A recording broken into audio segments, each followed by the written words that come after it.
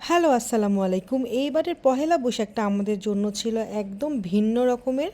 কারণ এবার আমরা কোথাও ঘুরতে যাইনি, বাসায়ই ছিলাম। নানান রকম আয়োজন করেছি।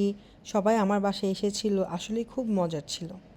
পহেলা বৈশাখ বলতে ইলিশ মাছ, বিভিন্ন রকমের ভর্তা, যেমন শুটকির ভর্তা, আলুর ভর্তা, বেগুন ভর্তা, টমেটো ভর্তা। আর এবার আমাদের বেগুন, টমেটো এগুলো সবই ছিল গাছের, মানে ছাদ বাগানের। এটা কিন্তু বিশাল একটা আনন্দের ব্যাপার।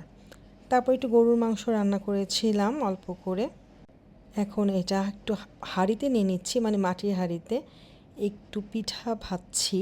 এই পিঠাগুলো না আসলে অবসর সময়ে বসে মানে খেতে খুবই ভাল লাগে। এত মুচমুচা, মানে এত মজা। আমি একটা পেজ থেকে নিয়েছিলাম। আলহামদুলিল্লাহ আমি খুব ভালোই পেয়েছি।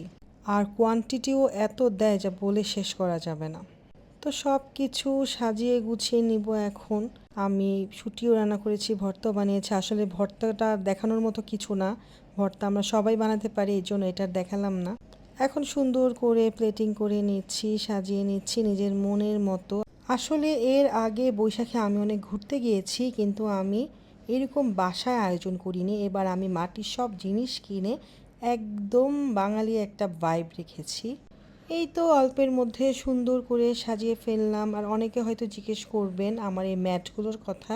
কলাপাতা ম্যাট, এটা দেখতে সুন্দর ঠিক আছে, বাট এটা এত বেশি পাতলা যেটা বলে বোঝানো যাবে না, বাতাস লাগলে উড়ে যায়। তো এইটা একটা বিরক্তিকর ব্যাপার। আর আমি বাসায় কিন্তু একটু ফিনি রান্না করেছিলাম। আর আমার আম্মু মিষ্টি, দই এগুলো এনেছিল। তারপরে সব কিছু রেডি করে আমি গেলাম নিজে রেডি হওয়ার জন্য।